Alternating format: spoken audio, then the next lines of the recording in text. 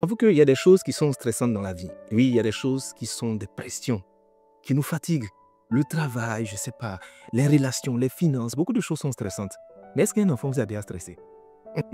Un enfant. Votre enfant vous a déjà stressé pour quelque chose qu'il voulait?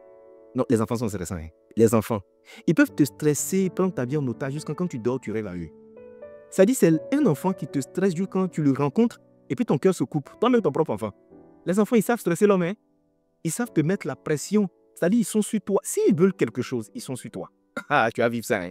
Quand ils te croisent, papa, donne-moi ça là. Maman, donne-moi. Papa, donne-moi. Et toi, souvent, tu tombes dans le piège parce que tu te dis, je vais me débarrasser d'eux. Bon, écoute, il faut laisser la semaine prochaine ou bien demain vers 15h, il faut me rappeler.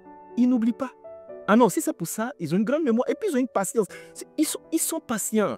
Vraiment, si tu as ton examen, je vais t'offrir ça, il n'est pas pressé. Ça va arriver. Et puis il va travailler, il va avoir. Et puis il vient devant toi et dit, bon, papa, tu avais dit ça. Mais maman, tu avais dit ça, non? Souvent même ton propre enfant te stresse jusqu'à tu le regardes, tu dis, bon, ce que j'ai fait pour avoir la paix, je vais me débarrasser de lui. Tiens, faut partir. Ou bien souvent, il te stresse jusqu'à et puis il te fait pitié, tu le regardes, tu dis, oh mon enfant, tu fais pitié, c'est bon, viens prendre. Maintenant, j'ai une question. Tu es un enfant, non? Tu es enfant de Dieu, n'oublie pas.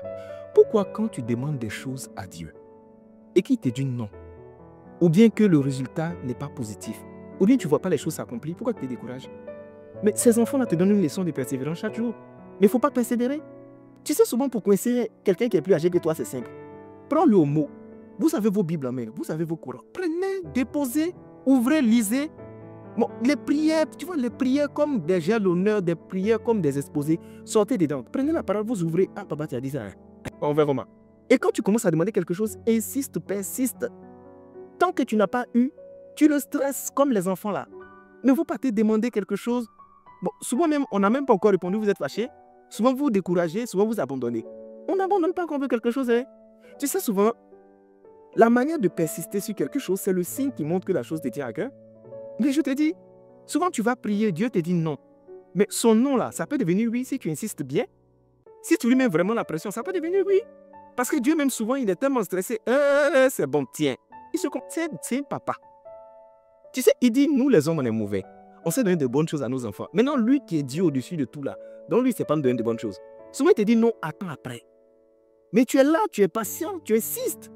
On n'abandonne pas. Je vois des gens qui disent, ils sont enfants de Dieu, ils sont enfants de Dieu, mais se comportent d'une certaine manière. Laissons l'affaire de Dieu. Quand ils demandent des choses à la vie, insiste et persiste. Les gens aiment trop pleurnicher, les gens aiment trop se décourager, les gens aiment trop se plaindre aujourd'hui. Un petit problème, c'est-à-dire, ils sont tellement impatients. Il a demandé quelque chose cette semaine. Si ça ne se passe pas comme prévu, son visage a changé. Il a serré sa mine. C'est-à-dire, il devient triste comme ça.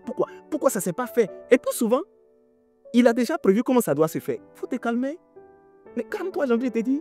Insiste et persiste. Moi, non, je ne lâche pas l'affaire. Moi, si je veux quelque chose sincèrement, tu vas sentir que je veux la chose. Et tant que je n'ai pas eu, je suis à toi. Hein. Je suis à toi.